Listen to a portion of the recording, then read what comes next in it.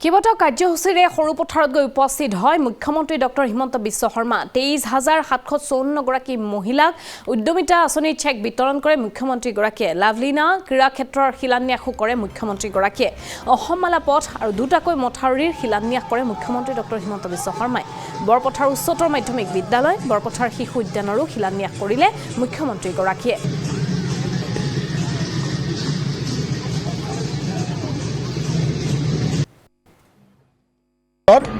মহিলা উদ্যমিতা অভিযানৰ পুঁজি আমি বিতৰণ কৰিলোঁ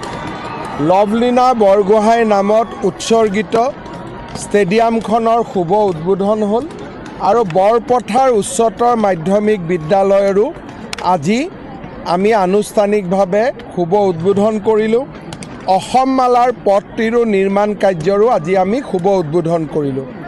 সৰুপথাৰ সমষ্টিত প্ৰায় ৩০,০০০ মহিলাই অৰুণোদয় পাইছে প্ৰায় ৫০,০০০ পৰিয়ালে সুলভ মূল্যৰ চাউল দালি চেনি আদি পাইছে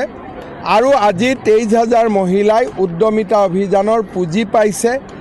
৪,৭০০ ছোৱালীয়ে নিযুত মইনা আঁচনি পাইছে নিশ্চিতভাৱে সৰুপথাৰ সমষ্টি আজি বিকাশৰ এক নতুন দিগন্তত ভৰি দিছে বিধায়ক বিশ্বজিৎ ফুকন ডাঙৰীয়াক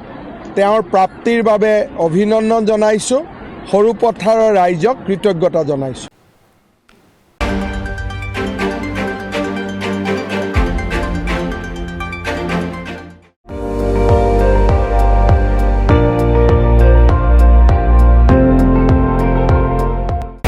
আপুনি চাই আছে ND24